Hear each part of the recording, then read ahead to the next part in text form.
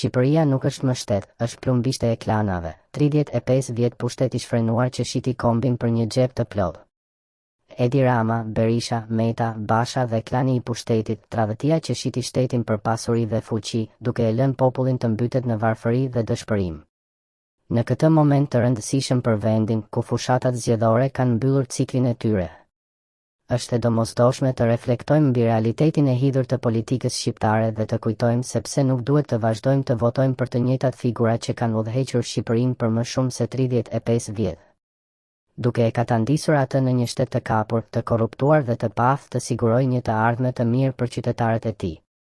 Edi Rama, Sali Berisha, Ilir Meta, Lulzim Basha dhe shokët e tyre të ngushtë përfaqësojnë atë që është më keq për këtë vend, një rrjet interesash të ngushta që kanë përdorur pushtetin për pasuri personale, duke e lënë popullin shqiptar të vuajë nga varfëria, krimi dhe paftësia e institucioneve.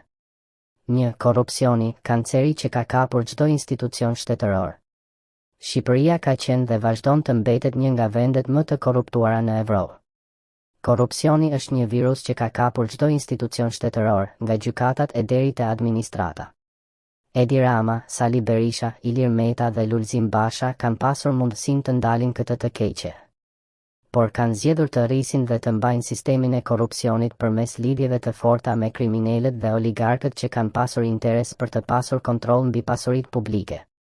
Për vite me radhë, të gjitha sektorët e ekonomisë dhe administratës janë përfshirë në një lojë të pasurimit të shpejtë dhe të pandershëm, ku fitimet e individëve të fuqishëm janë bërë mbi kurrizin e qytetarëve të thjeshtë. Korrupsioni i këtyre politikanëve përfshirë jo vetëm bizneset e mëdha, por edhe tenderet, ndihmat ndërkombëtare dhe privilegjet për kompanitë që kanë lidhje me ta. Ndërsa qytetarët përballen me tarifa të larta, mungesë shërbimesh publike dhe papunësi, ata janë detyruar të paguajnë për këto privilegje që ata dhe klanet e tyre i kanë siguruar përmes abuzimeve dhe manipulimeve. 2. Krimi, politik dhe krim të organizuar, një lidhje e pandashme. Në Shqipëri, krimi ka gjetur një terren të begatshëm në mbështetje të fortë politike. Edi Rama, Sali Berisha dhe Ilir Meta, gjatë periudhave të udhëheqjes së tyre, kanë lejuar që krimi të përfshihet në çdo aspekt të jetës sociale dhe politike. Ata kanë krijuar një sistem të pacënueshëm, ku politikanët dhe kriminalët janë aleat të pandar, duke mbajtur nën kontroll ekonominë dhe pushtetin. Qytetarët shqiptar, veçanërisht ata të rinj, janë viktima të një krimi të organizuar që ka kontrolluar tregjet e drogës, prostitucionin dhe dhunën. Ndërsa ata që janë përgjegjës për këtë kaos kanë vazhduar të qëndrojnë në pozita pushteti dhe ndikimi. Politika e përfitimit të shpejtë është ajo që i ka nxitur këta kriminal dhe politikan të bashkëpunojnë, duke sjellë një sistem të politikës së kapur që ka mbajtur nën kontroll çdo tentativë për të ndryshuar këtë realitet të dhimbshëm.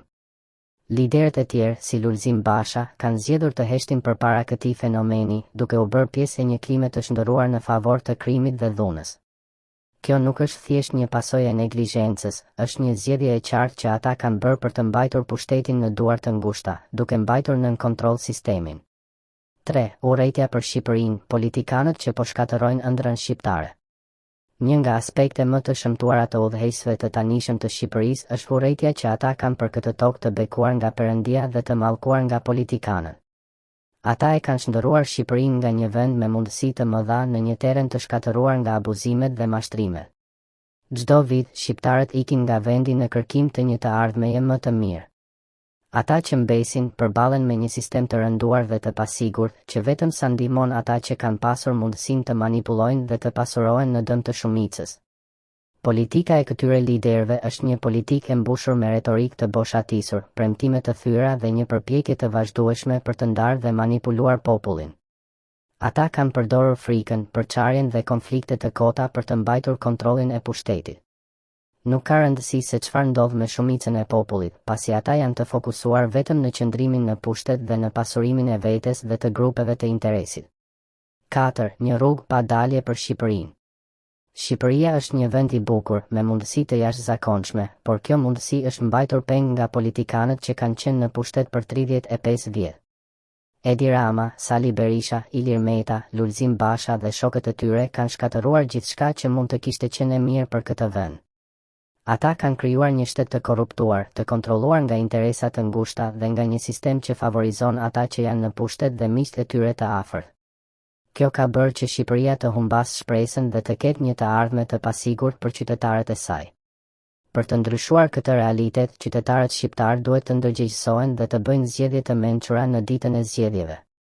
Nuk mund të vazhdojmë të mbështesim të njëjtët politikanë që kanë shkatëruar këtë vend dhe që kanë bërë gjithçka për të mbajtur pushtetin në duar të ngushta, duke bërë që Shqipëria të mbetet një vend i izoluar dhe i varfër. Kjo është koha për ndryshim, dhe ky ndryshim mund të vijë vetëm përmes një angazhimi të sinqertë dhe të qëndrueshëm nga të gjithë ata që duan të shohin një Shqipëri më të drejtë, më të zhvilluar dhe më të lumtur. Në 11 maj votoni për veten për Shqipërinë.